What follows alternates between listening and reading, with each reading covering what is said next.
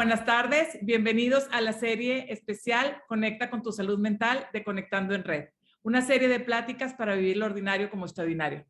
Educando en Red es una asociación civil cuya misión es mejorar las capacidades formativas de los adultos para generar entornos favorables para el sano crecimiento de la niñez y de la juventud en México.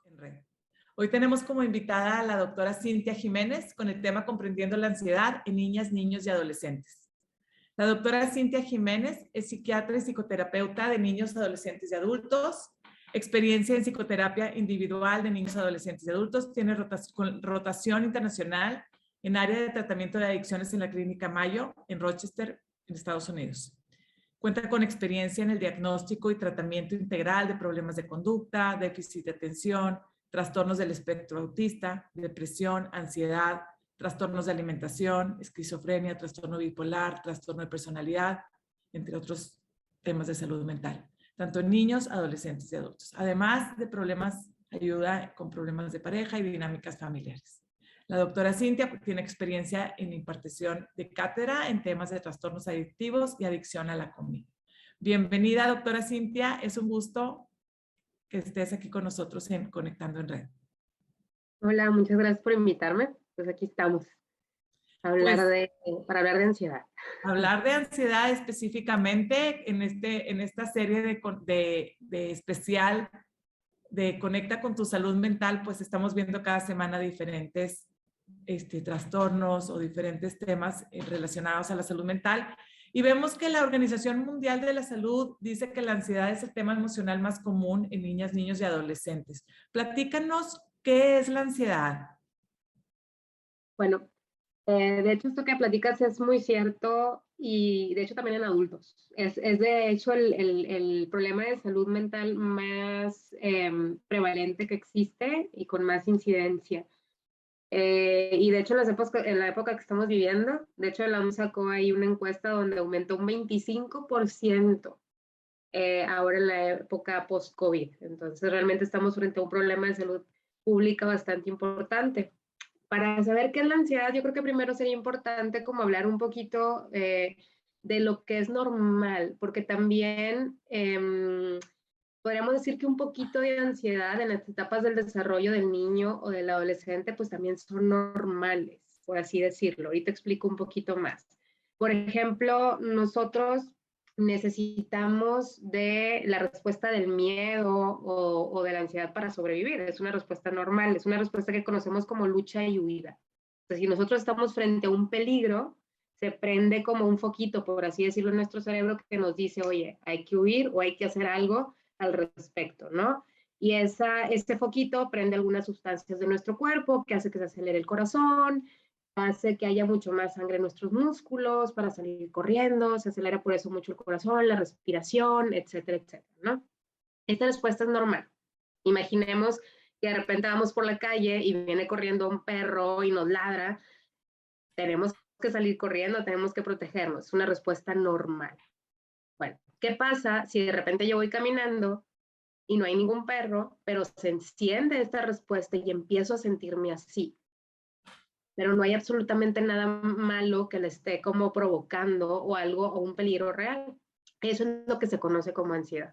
Es como que es esta respuesta que se activa por estímulos del día a día, por situaciones normales, como por ejemplo ir a la escuela o frente a una preocupación de, oye, mis papás no llegan, o tengo que presentar algo enfrente del salón, por ejemplo, una clase, y yo empiezo a sentirme así, con miedo, con preocupación intensa, se acelera mi corazón, mi respiración, tengo ganas de salir huyendo del lugar en el que estoy.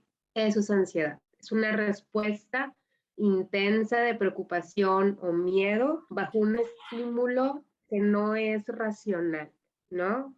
De hecho, si uno le puede preguntar al niño, oye, ¿qué sientes o al adolescente, qué sientes cuando te sientes ansioso?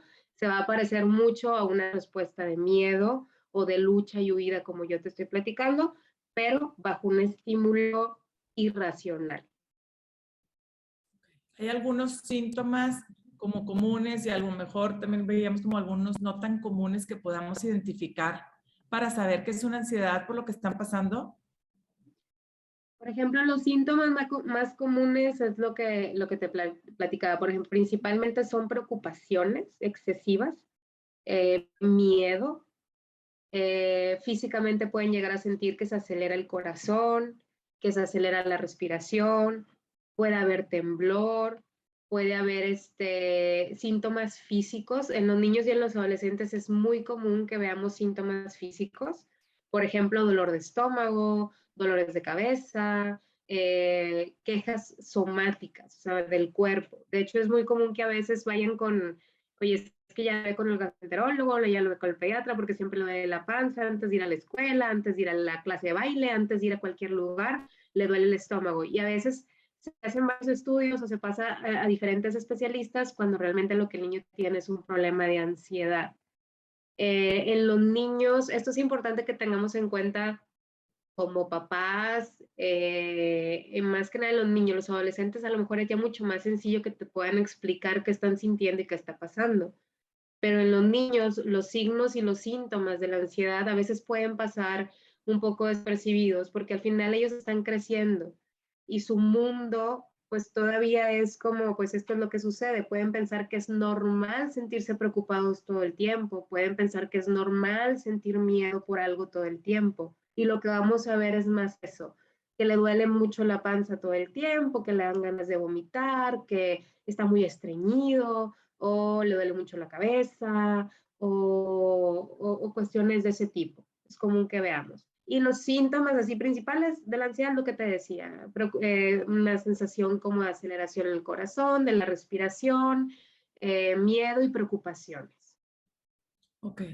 Y como dices tú, hay algunas formas de ansiedad que es normal de acuerdo a la edad o a la del desarrollo, o sea, donde están en la etapa del desarrollo que se encuentran. ¿Nos puedes platicar de los tipos de ansiedad que hay ya así como trastornos? Y bueno, a lo mejor primero como el definir cuál es la diferencia entre una ansiedad normal, aunque ya sabemos que es del día, y un trastorno. O sea, ¿cuándo ya podemos decir esto no es, ya es una ansiedad pasajera? Hay ciertas etapas del desarrollo donde el niño y el adolescente empieza a tener miedos. Como decíamos en un inicio, ¿no? La respuesta del miedo es súper importante para la sobrevivencia. Por eso, en ciertas etapas, el niño se va dando cuenta que a él le puede pasar algo y es donde puede sentir cierto miedo. Por ejemplo, en los niños pequeños es muy común que ciertas situaciones extrañas donde tengamos que estar, donde los niños tengan que estar separados de papá y de mamá, dan miedo. Eso no es una ansiedad, simplemente da miedo. O por ejemplo, los niños entre 3 y 4 años comienzan con los miedos a la oscuridad, a los monstruos, a los bichos, a las arañas, a cuestiones así, es normal. Es una etapa del desarrollo donde se van presentando estos miedos. También hay niños con un temperamento tímido, que bajo ciertas situaciones van a empezar como con cierta ansiedad y luego ya se relajan y pueden hacer sus actividades de forma normal. También en niños mayorcitos, ya por ejemplo en primaria empieza a tener miedo a que algo les pase, a lesiones o a la muerte, porque ya hay una conciencia de esto, ¿no? Y los niños mayores o adolescentes, pues por ejemplo empiezan a tener miedo a su desempeño, ¿no? Y si doy una clase, si se burlan de mí, cuestiones así, que también es parte del desarrollo. Esas son ansiedades o angustias, por así decirlo, que son parte del desarrollo. ¿Cuándo se vuelve un trastorno? Bueno, esto es cuando ya las respuestas de ansiedad son muy exageradas y alteran el funcionamiento del niño y o del adolescente en las varias áreas de su vida, en la escuela, en la familia, en lo social, cuando ya vemos afectación en todas las áreas y se ve que el niño pues la está sufriendo y empieza a tener conductas de evitación. Dejo, por ejemplo, quiero dejar de ir a la escuela porque eso me provoca ansiedad, ya no quiero ir a fiestas, ya no quiero ir a las actividades que tengo, o los adolescentes empiezan a encerrarse. Cuando empezamos a ver conductas de evitación y que ya estos síntomas o estas preocupaciones empiezan a afectar todas las áreas del niño o del adolescente, como dije, académico, social, personal y familiar, entonces estamos hablando ya de un trastorno. Ok.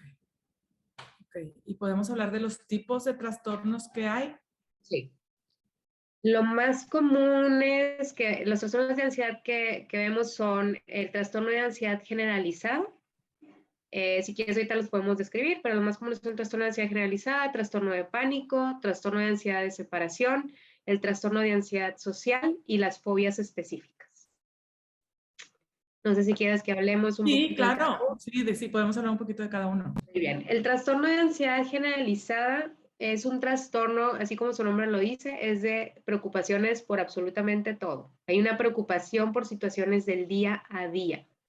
Hay una preocupación porque qué tal si es un niño que se preocupa, por ejemplo, salieron mis papás, qué tal si no regresan, empezó a llover, qué tal si sucede algo, es que mañana tengo que ir a la escuela y híjole, y si no hice bien la tarea, y si me regañan, ¿no? Hay preocupaciones excesivas por situaciones del día a día.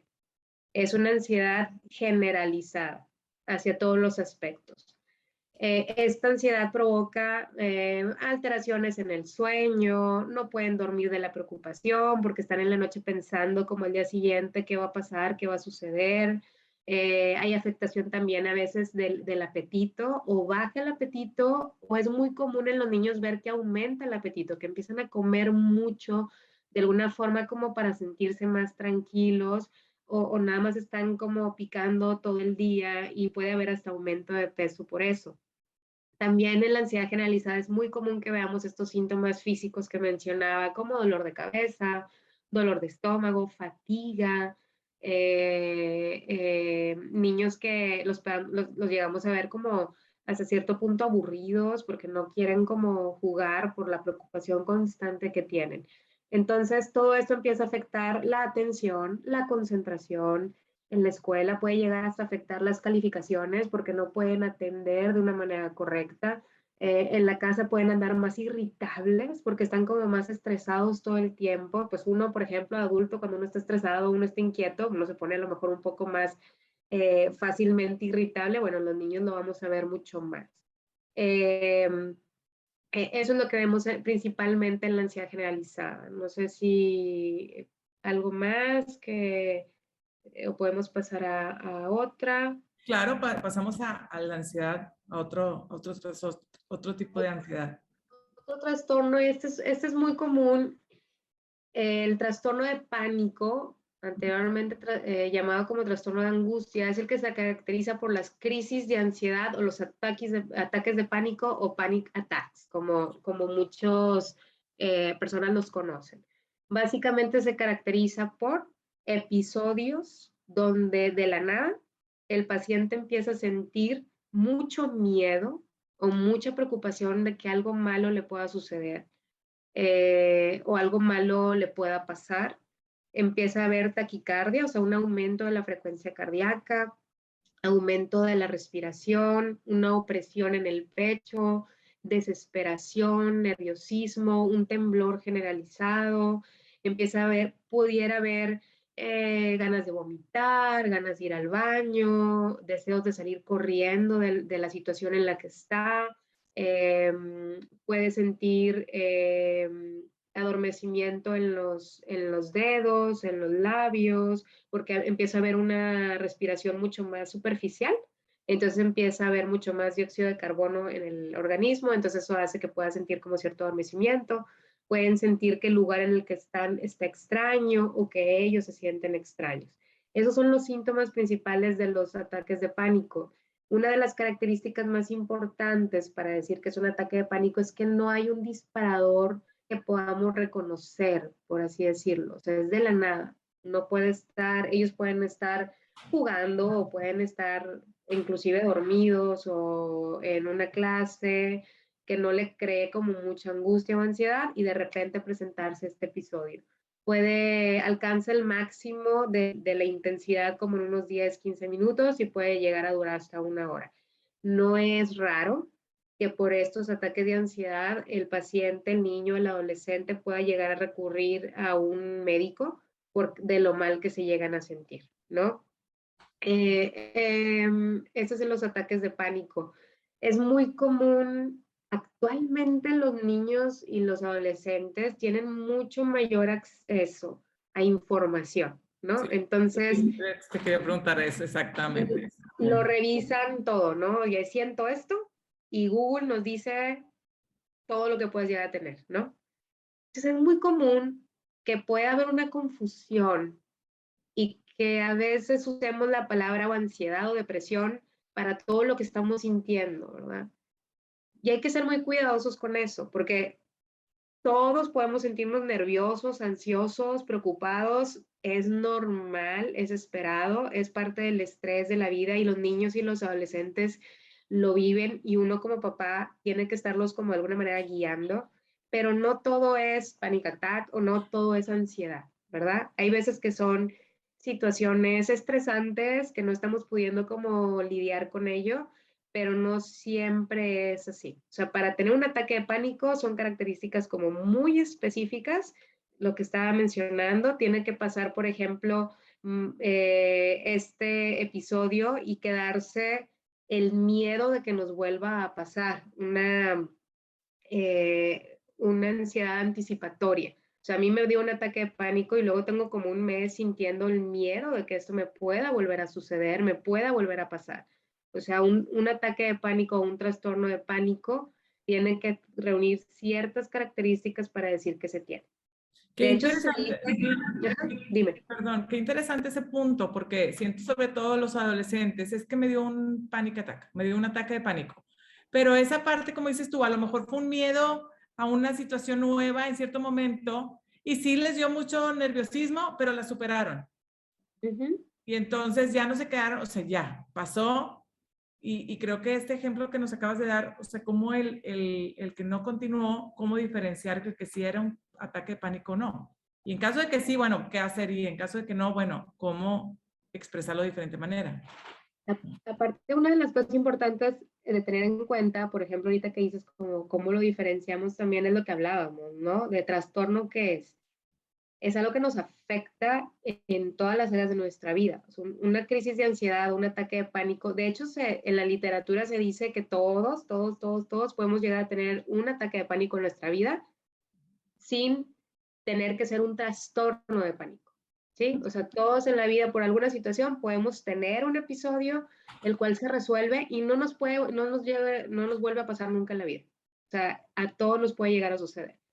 Pero si yo tengo una crisis de ansiedad como la que yo dije, oye, yo de repente estaba viendo la tele y de la nada mi niño, mi niña empezó a acelerarse mucho, a darle mucho miedo que algo le sucediera, estaba temblando, tenía el corazón acelerado, la respiración, empezó a sentir que quería vomitar, etcétera, etcétera. Y luego el niño se queda preocupado, oye, no quiero ir a la escuela, no quiero salir, no quiero ir a la fiesta, porque ¿qué tal si me pasa? ¿Qué tal si me vuelve a pasar? ¿Qué tal si me vuelve a suceder? Y luego vuelve a suceder otro episodio. Lo más común es que en los trastornos de pánico, estos ataques de ansiedad sean varios, ¿sí? No nada más uno. Sean varios que se presenten y que haya una ansiedad anticipatoria. ¿Qué quiere decir? Que me dé miedo que me vuelva a dar otro episodio y que estos síntomas me ocasionen afectación en mi vida personal, en mi vida familiar y en mi vida académica.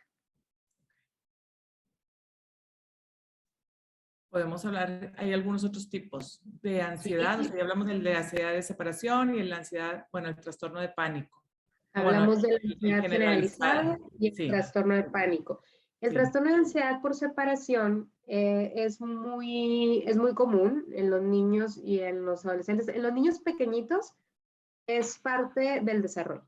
sí. O sea, en los niños chiquitos de, oye, dejo ahí, mamá se desapareció y el niño, ¿dónde está mamá? Y grita, llora, es normal. Es parte del desarrollo. Es parte donde él se va dando cuenta que mamá es diferente a mí y yo Independiente, claro. soy diferente y qué onda, ¿no? Eso es algo normal. Pero es muy común como problema que lo veamos en los niños escolares, en la primaria. Es común entre los 6 y 8 años que podamos llegar a ver ya un episodio. Por ejemplo, es donde los dejan en el colegio por primera vez y en kinder y primaria, pues sí es un cambio como que era importante. Es común que veamos este episodio. Básicamente es donde el niño tiene una ansiedad importante de que papá o mamá no estén con él. O sea, que los cuidadores principales lo dejen en algunas situaciones donde ellos no puedan estar y el niño presenta muchísima angustia, muchísima ansiedad, llanto, desesperación, síntomas de mucha disconfort, de que no estén. Y los niños pueden llegar a tener conductas de evitación, de no quiero ir a la escuela. ¿Por qué? Porque mamá y papá no van a estar, ¿no? Ese es el trastorno de ansiedad por separación. El trastorno de ansiedad social es más común en los adolescentes, que los empecemos a ver en la preadolescencia y adolescencia, donde en la ansiedad social, el trastorno de ansiedad social hay un miedo o una preocupación importante en el desempeño social. Puede ser desde al presentar una clase, enfrente de todos, pasar al frente, o voy pasando no sé, en el lunch donde están todos sentados y voy pasando y todos se me quedan viendo, qué tal si me caigo, si esto y si traigo algo, y crea muchísima ansiedad y empieza a haber conductas de evitación. También el comer en público, hay muchas situaciones que pueden crear cierta ansiedad de este tipo y son más que nada el desempeño social lo que llega a provocar esta angustia, ¿no? O este miedo o esta ansiedad. Y provoca afectación en todas las áreas. Son los adolescentes que, oye, te toca presentar una clase, no, mejor no voy. O sea, no voy a la clase, mejor falto, digo que estoy enfermo, porque no, porque presentan un terror y un miedo muy intenso a que algo suceda. Los principales miedos son a que se burlen, o que se equivoque, o que le digan algo, ¿no? Y representan toda esta cascada de taquicardia, hiperventilación, temblor, se quedan a veces de no poder hablar porque van a presentar una clase. Ese es como el más común. La otra también es de conocer gente nueva, ¿verdad? Está el grupo, no puedo hablar porque qué tal, qué van a pensar, qué van a decir, etc. Entonces, el trastorno de ansiedad social no es común que lo veamos ya en la preadolescencia y adolescencia. Y las fobias específicas, de hecho, las fobias específicas son como de los problemas de ansiedad menos diagnosticados, pero porque mucha gente no va a consultar, ¿no?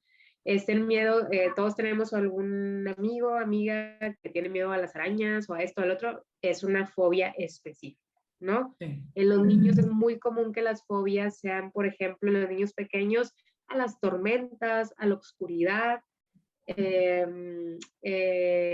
a bichos, animales, cuestiones así.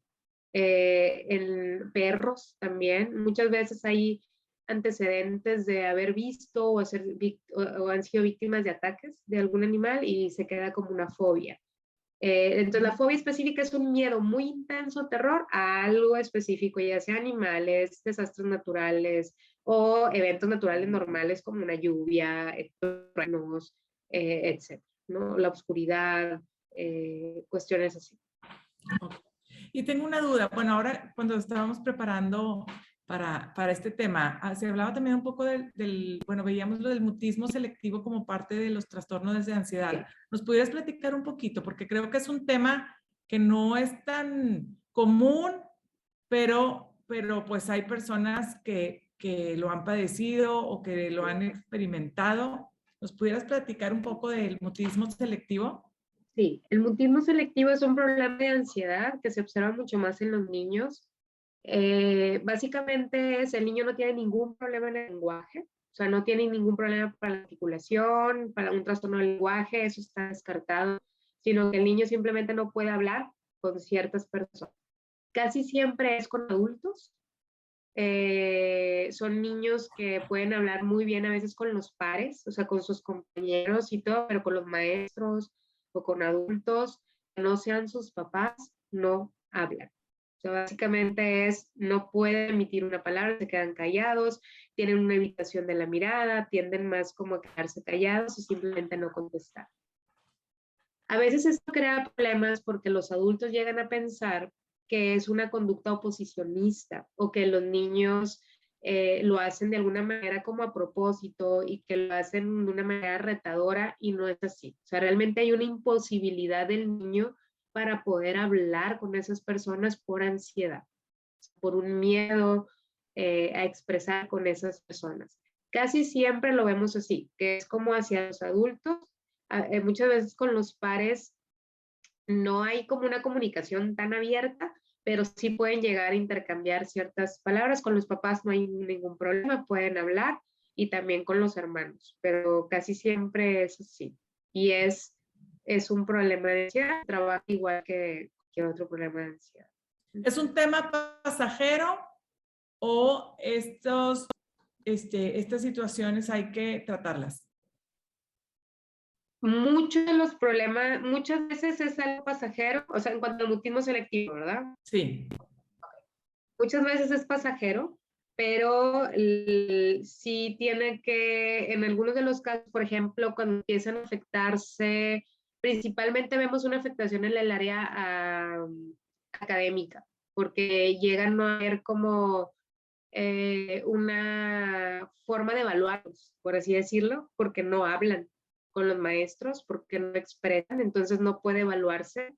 Entonces ahí llega a requerirse ayuda para que el niño lo pueda trabajar.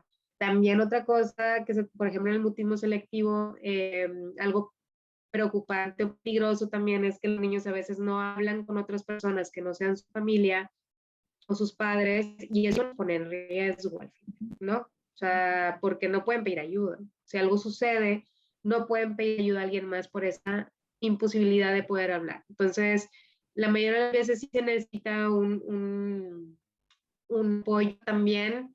Tiene que ver mucho con toda esta apertura ahora de la salud mental, porque porque muchas personas pueden decir, es que antes esto no pasaba. No, es que antes sí pasaba. Nada más que a lo mejor decían, ay, pues así es, déjalo, o ahí es el serio, ahí, ¿no? Y no es así, ¿verdad? O sea, si hay un problema, el niño está sufriendo al final, y la mayoría de las veces puede ser algo situacional que se pase en unas semanas, o hay veces que no, y que sí crea ya un impacto y tiene que tratarse. Ok, sí, la idea es pues que estemos cada vez, como dices tú, va cambiando y la información, cada vez tenemos más información, se va rompiendo el estigma también que existía y existe todavía algunos tabús ante la salud mental. Entonces, pues la idea es informarnos de fuentes confiables, no de TikTok o no de verdad, porque ese es otro, como dices tú, o sea, la información que hasta ya los niños y niñas reciben y adolescentes muchas veces pues es de lo que alguien opinó y no tanto de las fuentes confiables. Entonces, como nosotros, como adultos, pues no tener miedo a informarnos para poder ayudar. Te quería preguntar si existe, si puede la ansiedad, o sea, en el entorno escolar, ¿puede la ansiedad confundirse a lo mejor con un déficit de atención o con un problema de conducta del niño? Sí, es muy común que nos pase eso. También a veces hay como de repente también entramos como una etapa donde todo es TDA, ¿no? Todo era déficit de atención y todos los niños los querían como acomodar ahí y no.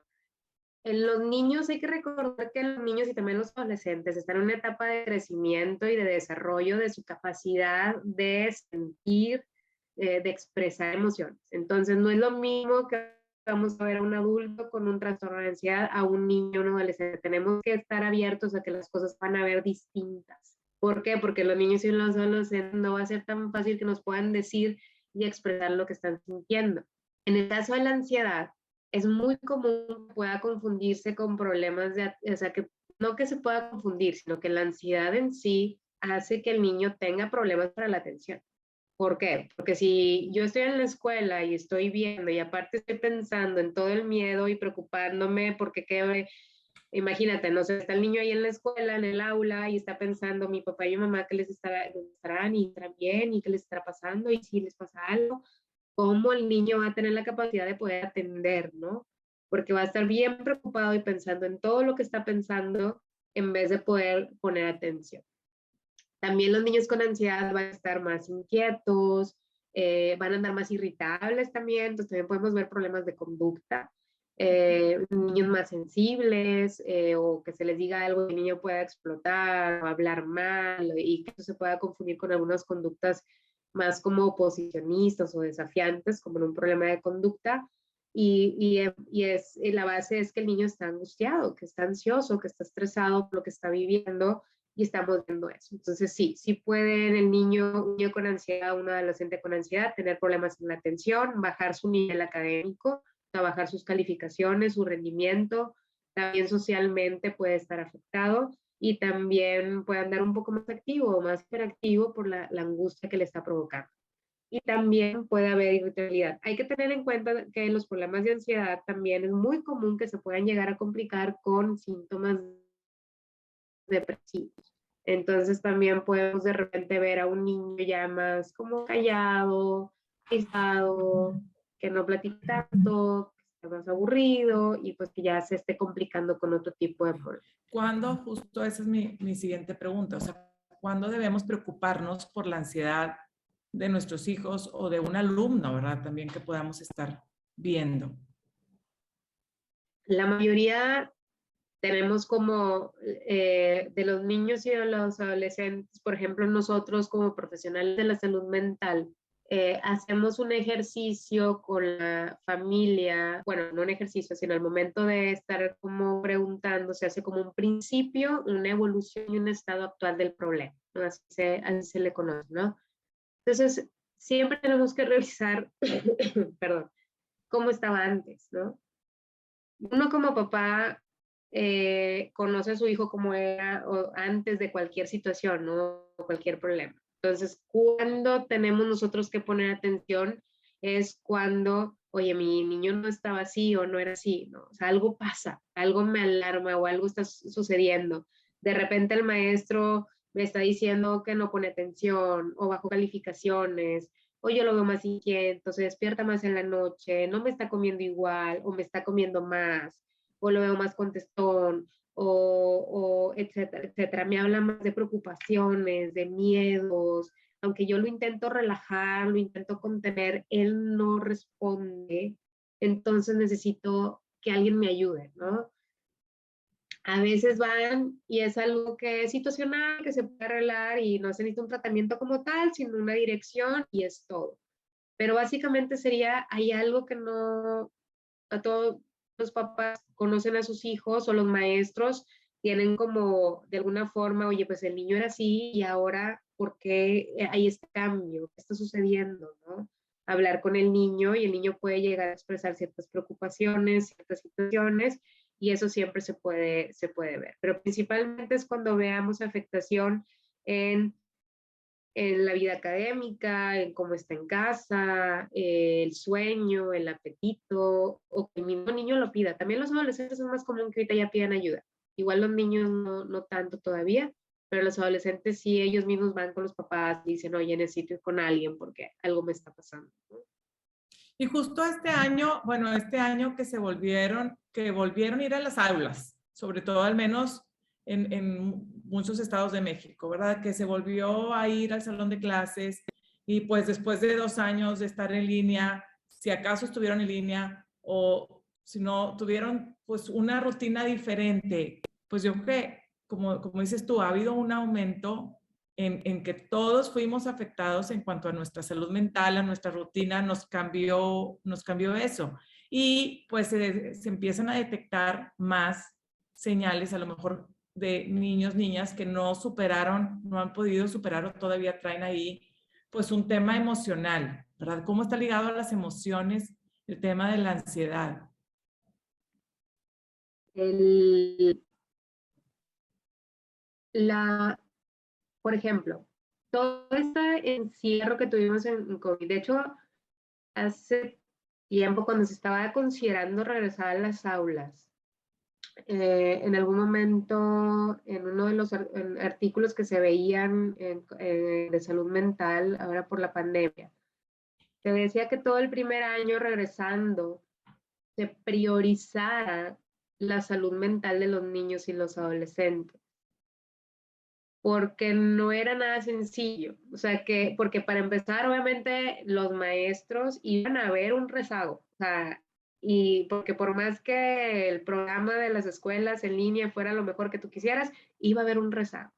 Entonces decían, aún así, no prioricen el volverlos como que todo regrese al nivel académico, sino que se priorizara la salud mental. Porque el estrés, el miedo y toda la incertidumbre que generó la pandemia del COVID-19 afectaron totalmente a los niños y a los adolescentes. Principalmente el problema de lidiar con las emociones, porque al final, también yo vi un artículo de por qué el COVID-19, imaginen, o sea, de repente las relaciones de los demás, o sea, el contacto era peligroso. O sea, si yo tenía contacto con alguien, yo me enfermaba. Entonces, los niños que estaban en el desarrollo de todo esto, o los adolescentes que estaban en una etapa donde es necesaria la relación con los otros para crear mi identidad, mi rol social, de repente ya no lo tengo porque me encerraron. Entonces, muchas de las emociones o el curso normal de cierto aprendizaje de emociones que se iba a dar en sus etapas del desarrollo se tuvo que ver, se afectó por el encierro y por la pandemia. Entonces, todo eso de alguna manera ayudó negativamente a que los niños y los adolescentes de la pandemia tuvieran problemas para lidiar con las emociones. Entonces, una angustia normal o una ansiedad normal o un problema normal se iba a sentir distinto o como con una lupa, por así decirlo. Sumémosle que, bueno, muchos de los niños y adolescentes tienen en sus casas buenas dinámicas familiares, algunos no. Entonces, sumémosle todavía eso. Entonces, todos estos problemas de metabolismo, de contención de emociones se vio afectado. Y es muy común, y por eso la ansiedad, los síntomas, principalmente los síntomas ansiosos y depresivos, aumentaron de manera muy importante.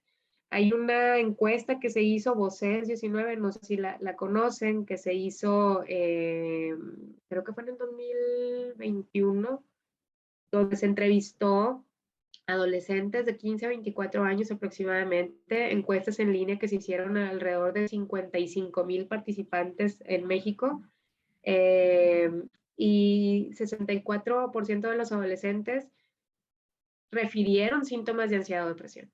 Estamos hablando, es una suma importantísima.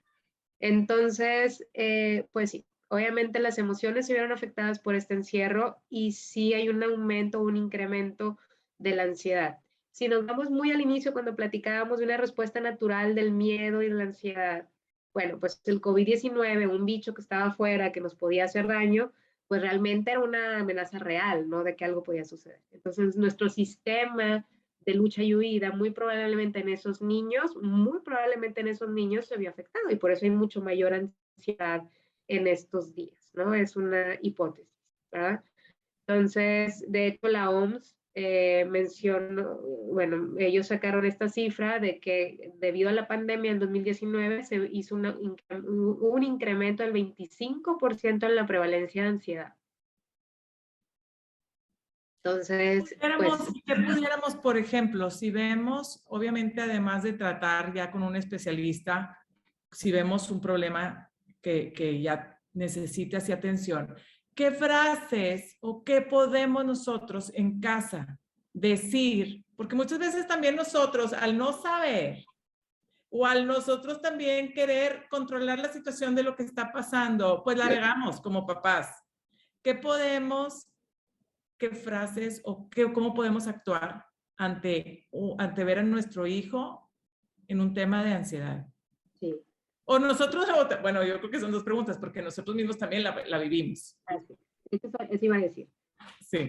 Una de hablamos un poquito de las causas de la ansiedad, la etiología, está la parte genética, y está la parte de tener papás ansiosos.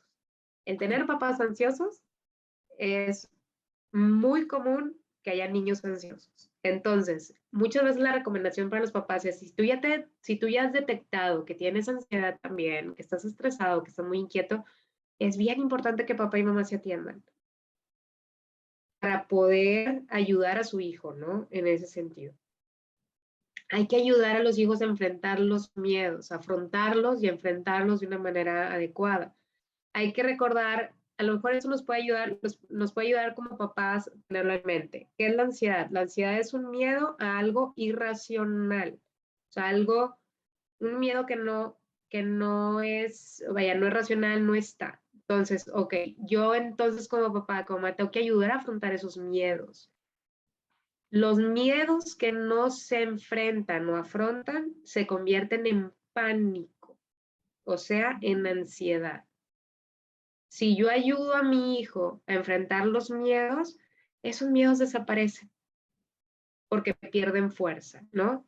Entonces, ¿cómo pueden hacer? Podemos primero hablar sobre las emociones, escuchar a su hijo, hacerlos, escucharlo de verdad y hacerlos de alguna manera entender que lo quieren y que los aceptan como tal, hacer una relación de mucha comunicación y ayudarlos a afrontar los miedos que ellos tengan. Algo que pasa mucho en los problemas de ansiedad es que la familia a veces forma parte y acepta como las conductas de evitación, ¿no? Es que se siente mal, no, que no vaya. O bueno, no, ándale, no vaya. O sea, empezamos a de alguna manera Escapar. reforzar el miedo. Hacemos que el miedo sea más poderoso. A lo mejor algo, esto es muy, como muy exagerado, pero más o menos como para ponerlo así como en mente, ¿no? De llegamos y el niño grita porque tiene un miedo al monstruo y llega la mamá y de que, pero, ¿y dónde está dónde lo viste? De que no, los monstruos no existen, ¿no? Desde un inicio. No caer como en la misma ¿De qué angustia. color era? ¿Verdad? Casi, casi. ¿Cómo Sí. lo viste? ¿De qué tal? No, a ver, no. Los monstruos no existen, mi amor, ¿no? O sea, de esa forma. Nosotros podemos tener angustias y estrés, pero nosotros con nuestros hijos tenemos que hacerles ver que mamá y papá están bien y que nosotros vamos a ayudarlos a enfrentar eso, ¿no? Entonces, hay que animar a nuestros hijos a afrontar los miedos. Si yo tengo miedo a dar una plática, ok, vamos a practicar, vamos a buscar estrategias, a ver, dilo enfrente de mí, etcétera. Ayudarlo a hacer pasos cortitos, pasos chiquitos y siempre reforzar de manera positiva los logros que se vayan teniendo. Y ya si las cosas no funcionan, pues bueno, acudir con alguien también no es fácil. No es fácil que los papás tomemos la decisión de llevarlos con un profesional de la salud mental por nuestras propias cosas o nuestros miedos o lo que nos dijeron en algún momento, pero pues también el tomar la decisión de a veces que alguien ayude a nuestros hijos no es sencilla, pero es importante hacerlo cuando ya no podemos hacerlo. Entonces, ¿qué podemos hacer como papás si un niño me dice o mi hijo me dice, oye, es que tengo miedo de esto? Ay, no, hombre, no dar así, o sea, no minimizar lo que el niño está sintiendo, sino escucharlo, sentarse con ellos, platicarlo y hacer como un plan de acción de cómo le vamos a hacer para enfrentar ese miedo. Y por más que a mí de niño no me dio miedo eso, no quiere decir que por eso a mi hijo no le dé. O sea, Claro. todos somos distintos y somos diferentes. Dices acudir a un especialista y en general es como a qué tipo de especialista debemos acudir. ¿Puedo a un psicólogo, a un psiquiatra? ¿Dónde debemos acudir para pedir ayuda? Puede ser con un Con mi psicólogo, pediatra, ¿verdad? O sea, como que esas preguntas muchas veces no sabes por dónde empezar. puede ser con tu pediatra. Muchas veces, o sea, los pediatras ven todo el desarrollo de los niños, se puede diferenciar si hay algo negativo, o sea, si es algo parte del desarrollo o es algo ya normal. Y el pediatra podrá, perdón, podrá referir con alguien de su confianza o las mismas escuelas también a veces refieren ya con algún psicólogo o algún psiquiatra. Pero un médico de niños como el pediatra, un psicólogo o un psiquiatra, solamente que sean especialistas en niños y adolescentes, ¿verdad? Para que puedan de ver de manera adecuada las necesidades que están teniendo. Pues muchísimas gracias, doctora Cintia, por darnos toda esta información que nos ayuda a dejar más claro el tema y a comprender la ansiedad, tanto en niños, niños y adolescentes, como a entender también la nuestra. Esperemos que estas herramientas se queden grabadas en nuestras redes sociales, en el canal de YouTube, para que puedan escucharla, para que puedan también compartirla. Y pues agradecemos que hayas estado aquí con nosotros en Conectando en Red. Muchas gracias por la invitación y espero que sirva de algo la información y cualquier cosa como quiera estamos ahí al pendiente de dudas que surjan después. Con mucho gusto las aclaramos. Muchísimas gracias y buenas tardes. Hasta luego.